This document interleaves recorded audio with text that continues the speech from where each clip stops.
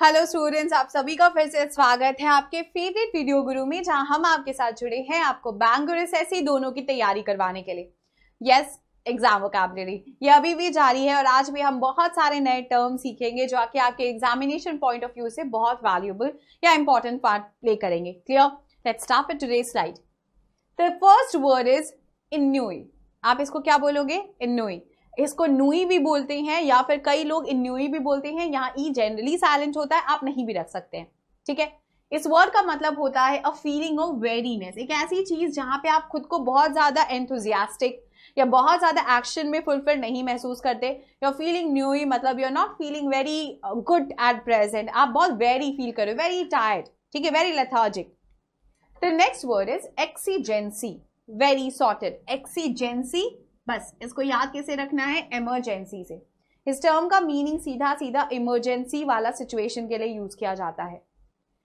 The next term is expedite. Expedite का मतलब होता है किसी चीज को जल्दी जल्दी करने की कोशिश करना, टू हैसन, जल्दबाजी। ठीक है, एक्सपीडाइट का जो मीनिंग होता है वो एक्सपीडिशन वर्ड के लिए मत जाना। यहाँ पे कंफ्यूजन मत रखना कि यहाँ एक्सपीडिशन वर्ड भी इसी से आएगा, नहीं। इसका मतलब किसी चीज को जल्दबाजी में करना या किसी चीज के लिए जल्दी दिखाना, उसके लिए हम एक्सपेडाइट यूज करते हैं।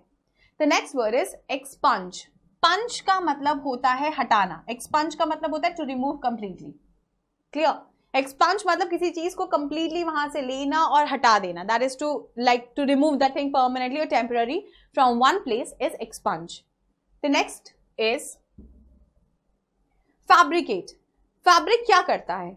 आपको फैब्रिक अगर दे दिया जाए तो आप क्या करेंगे? उससे कोई कपड़ा सिलेंगे और किसी चीज को पहनाएंगे या खुद के लिए पहनाएंगे, है ना? फैब्रिकेशन का मतलब होता है एक तरीके से किसी चीज को ढकना। ठीक है, किसी चीज को ढकना। मशीन्स को भी फैब्रिकेट्स कहा जा सकता है, जिसको में डिजाइनिंग आ जाती है।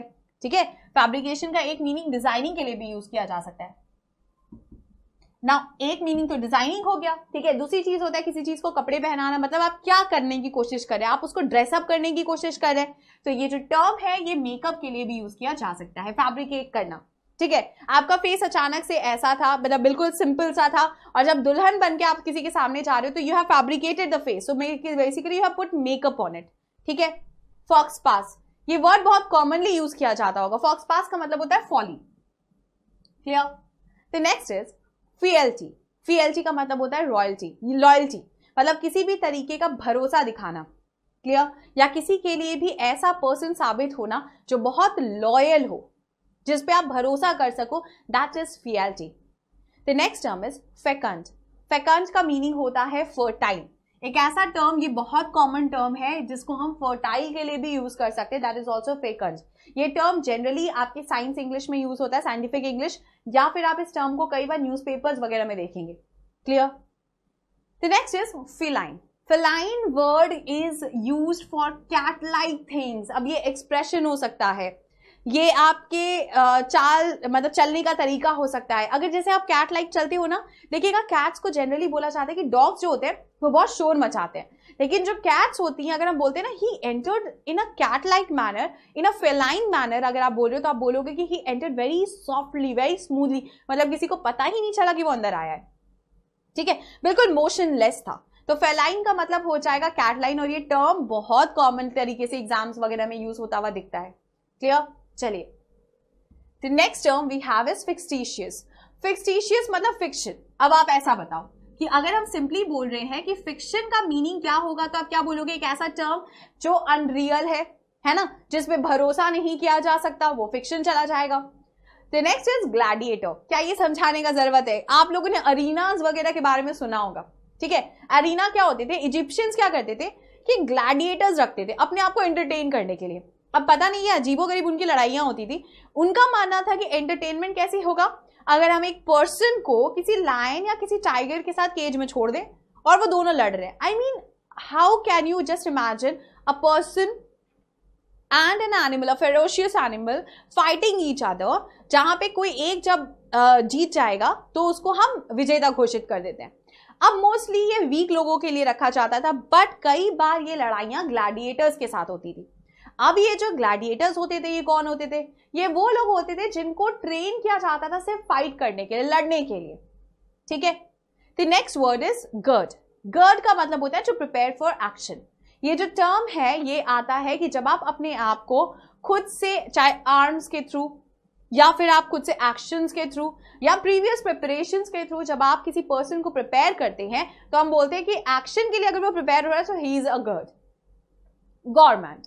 ये टर्म खैर इतने वाइड वेराइटीज में आपको टीवी पे देखने को मिलेगा कि आपको इस टर्म को याद रखने की कभी जरूरत ही नहीं पड़ेगी। अगर आप कोई भी फूड या क्रॉकरी या कुकरी शो देखते हो, है ना, जहां पे खाना बनाना दिखाया जाता है, तो उन लोगों को क्या बोलते हैं जिन्हें खाना खाना पसंद है? उन्हें हम गवर्नमेंट कहते हैं। ठीक है, गवर्नमेंट किचन करके एक शो भी आता है, अगर आप चाहो तो अपने बीबीसी पे जाके देख सकते हो। गवर्नमेंट किचन एक ऐसा किचन है जहां पे हर तरीके के लोग आते हैं और उन्हें खाना बहुत पसंद है, चाहे वो किसी भी तरीके का हो। क्लियर? चलिए, the next term we have is hackneyed. Hackneyed का मतलब होता है बैनल। अब हमने आपसे क्या बताया था कि बैनल जो टर्म है, it is used for nothing but a common place. एक ऐसा जगह जहां पे सारे लोग इकट्ठे बैठते हो उसे हम आपका बैनल कहते हैं। ये एक ग्रुप का कॉमन प्लेस हो सकता है, ये एक इंस्टीट्यूशन का कॉमन प्लेस हो सकता है, ये एक मीटिंग का कॉमन प्लेस हो सकता है। So that is basically a banal. अब हैकनेड वर्ड के लिए बैनल आता है, बैनल के लिए कॉमन प्लेस आता है। आप इसको सिनोनिम्स की तरीके से भी यूज कर सकते हो। Clear? The next term is hovel. Hovel का मतलब होता है आउट हाउस। ठीक है, बाहर की तरफ होने वाला घर। जनरली जो घर बहुत दूर दराज इलाकों में होता है उसको हम होवेल कहते हैं। The next term is humdrum. Humdrum का मतलब होता है something which is very dull. ठीक है, जो बहुत ज्यादा डल दिखे आपको, that is humdrum. The next is impeach. Impeach का मतलब होता है किसी चीज को अक्यूज करना, किसी चीज पे इल्जाम लगाना, दैट इज इम्पीचमेंट। किसी चीज पे इल्जाम लगा देना, इसको भी हम इम्पीच की तरह यूज करते हैं। It is used basically for accuse. ठीक है, इल्जाम लगाने के लिए। चलिए बढ़ते हमारी नेक्स्ट स्लाइड की तरफ। The next term is impetus. Impetus का मतलब अगर हम आपको सिंपली वर्ड्स में बताएं तो हम बोल रहे हैं उसने अपने काम में बहुत ज्यादा इम्पेटस दिखाया, मतलब उसने अपने काम में बहुत ज्यादा जल्दी दिखाई। या फिर अगर हम कह रहे हैं कि आपके पास अब डेडलाइन है और अब आपको काम में इम्पेटस लाना पड़ेगा, मतलब अब आपको काम में जल्दबाजी दिखानी पड़ेगी या जल्दी जल्दी अपने काम को फिनिश करना पड़ेगा। तो इम्पेटस का जो मीनिंग जाएगा आपके टर्म में वो हो जाएगा हैस्टी, जल्दी। The next is inscrutable. Inscrutable का मतलब होता है मिस्टीरियस। ठीक है, एक ऐसा टर्म जो कि मिस्टीरियस चीजों के लिए यूज किया जाएगा, दैट इज इनस्क्रूटेबल। मतलब एक ऐसी चीज जिसपे आप भरोसा नहीं कर सकते, जिसपे आपको बहुत ज्यादा डाउट या कंफ्यूजन होगा, हिडन फॉर्म में होगा, सीक्रेटिव लगेगा, that is mysterious. Clear? The next is insinuate. Insinuate का मतलब होता है किसी चीज को किसी तरीके का सजेशन देना। If I am insinuating you, I mean I am suggesting you for something. Instigate, किसी को उकसाना। ये जो टर्म है ये आपने अक्सर देखा होगा, इनफैक्ट कई बार यूज किया जा रहा है। इसका मतलब इंसाइट करना, किसी चीज को आप उकसा रहे हो, कुछ करने के लिए किसी चीज को आप प्रेशराइज कर रहे हो। ये अच्छे भी हो सकते हैं, गलत भी हो सकते हैं। इंस्टिगेशन जनरली बुरा मानते हैं क्योंकि कहते हैं कि इसमें हम किसी पर्सन को लड़ने के लिए प्रोवोक करते हैं। ठीक है, तो इंस्टिगेट का मतलब आप प्रोवोक टर्म से भी याद रख सकते हो। एग्जैक्टली, प्रोवोक के लिए भी हम इंस्टिगेट को यूज करते हैं। चलिए, the next term is lecherous, salacious. ठीक है, लेक्चरस जो टर्म है, लेक्चर, वो पर्सन कैसा है, इज वेरी लेक्चरस, मतलब कैसा है वो पर्सन, वो अच्छा पर्सन तो नहीं है। ठीक है, वो अपने काम में बहुत ज्यादा गुस्सा दिखाता है या अग्रेशन दिखाता है। So that kind of a person is a lecherous kind of a person. तो जो टर्म इसके लिए यूज किया जाएगा, that is salacious. The next is lectern. Lectern एक तरह का डेस्क होता है जिसपे पढ़ाई की जाती है। ठीक है, so it is nothing but a sort of reading desk। इसको आप प्लीज लैंटर्न से याद मत रखना। लैंटर्न वो गांव वगैरह में आपने देखा होगा, एक छोटा सा ग्लास का केज होता है जिसके ऊपर एक वुडन या फिर कई बार बहुत सारे लोग तो वो भी रखते हैं, आपके टिन या फिर स्टील का एक केज बनाते हैं, ग्लास उसको कवर करते हैं, बीच में से एक दिया जलाते हैं ना, जिससे रोशनी रात को दिखे। शाम को, जब शाम होने के बाद जब लाइट वाइट नहीं होती तब लैंटर्न जलते हैं, वो दूसरी चीज होती है। लैक्टर्न is nothing but a sort of a reading desk. The next is लेनिटिव। लेनिटिव का मतलब होता है something which is very calm. ये चीज बहुत काम होती है, बहुत पीस देती है। ठीक है, उसको हम कहते हैं आपका लेनिटिव। और ये टर्म सूदिंग के लिए भी चाहता है, सॉफ्टनेस के लिए, जहां पे कामनेस दिखती है। The next is levitate. Levitate का मतलब होता है जब आप किसी चीज को फ्लोट करने देते हो, दैट इज लेविटेट। ठीक है, when anything that can freely float, it can also be in the form of information, it can be in the form of chocolate, liquid chocolate, उसको फ्लोट कर सकते हैं, या फिर in form of water, anything which is liquidy जिसको हम float कर सकते हैं, it can be also air, उसको हम लेविटेट कहते हैं, ठीक है। फिर नेक्स्ट इज मैग्नेनिमस। इसका जो टर्म है, मैग्नानिमस का जो मतलब है ये होता है जेनरस और वेरी काइंड। यहाँ पे जब आप उदारता दिखाते हैं, जब आप अपना दिल बहुत बड़ा दिखाते हैं और आप ऐसा प्रिटेंड करते हैं कि भैया, प्रिटेंड क्या नहीं कहते, अगर हम सिंपली बोले कि ऐसे लोग सच में बहुत उदार किस्म के होते हैं, आपने बहुत बड़ी गलती कर दी फिर भी वो आपको माफ कर देते हैं, दैट इज मैग्नानिमस या फिर magnanimous. Clear. Maneuver, it is a planned movement, a very very very important term from an examination point of view. मैनोवर जो टर्म है इसका मतलब होता है किसी चीज को ऑलरेडी प्लान करके एग्जीक्यूट करना, ठीक है। पहले तो आप प्रॉपरली प्लान करोगे and then you will execute. पहले तो आप प्रॉपरली प्लान करोगे and only then you will execute. The next is maze. मर्ज का मतलब होता है स्कैंटी, मतलब स्कार्स। यहाँ पे जो टर्म यूज किया जाएगा वो आपका स्कार्स के लिए भी यूज किया जाएगा। जैसे आपको याद होगा हमने पॉसिटी और स्कार्सिटी पढ़ाया था, जिसमें दोनों ही टर्म्स का मीनिंग क्या था कि वो जो क्वांटिटी है वो बहुत ही इनसफिशिएंट अमाउंट में अवेलेबल है। Clear. The next term is model. Model का मतलब होता है पैराडिज्म। अब इसका मतलब क्या होगा, मॉडल या मॉडल, ये दोनों का टर्म होता है कि किसी ऐसे प्लान को जो कि ऑलरेडी किया जाना है उसको आप रिस्ट्रक्चर करके दिखा रहे हो लोगों को, ठीक है। ये एक तरीके का एग्जीक्यूशन होता है आपके ऑलरेडी प्री प्लान चीजों के। जैसे आपने देखा होगा कि घर वर जब बनने लगते हैं या फिर हम किसी घर को बनाने के लिए किसी प्लान को या आउटलाइन को डिजाइन करते हैं तो उसमें बहुत सारे बिल्डिंग्स होते हैं, अपार्टमेंट्स होते हैं, छोटी छोटी कार्स होती है, ये सब मॉडल्स की तरह यूज की जाती है या फिर model. Sorted. Next, nag. Why are you nagging so much? मतलब तुमको हर चीज में इतना ज्यादा फॉल्ट क्यों खोजना है। कई बार देखिएगा आपके घर में एक ऐसा पर्सन जरूर होगा जो खाना कितना भी अच्छा बनेगा वो हमेशा कहेगा आज नमक कम है, आज चीनी ज्यादा हो गया, आज तुमने आटे में शायद पानी कम डाला है ना। तो ये जो लोग करते हैं, या फिर अगर सामने वाला इंसान हंस रहा है, वो ऐसे क्यों हंस रहा है, वो बैठा है, वो ऐसे क्यों बैठा है, ऐसे लोगों को हम नैग कहते हैं या ऐसी चीजों को हम नैग कहते हैं, ठीक है। यहाँ पे आप ऐसे पर्सन की बात कर रहे थे जो हमेशा हमेशा किसी तीसरे पर्सन में, दूसरे पर्सन में फॉल्ट खोजता रहता है, one who find fault continuously. The next is narcotic. Narcotic का मतलब होता है एक ऐसी चीज का प्रोड्यूस करना जो कि इनसेंसिबिलिटी दे, that which produces total insensibility. Narcotics actually एक तरीके के ड्रग्स के लिए भी कहा जाता है, जिसको अगर आप इनहेल करते हो या जिसका इनटेक करने के बाद आप अपने सेंसेस को खो देते हो और फिर क्या होता है, आप उटपटांग हरकतें करते हो, ठीक है।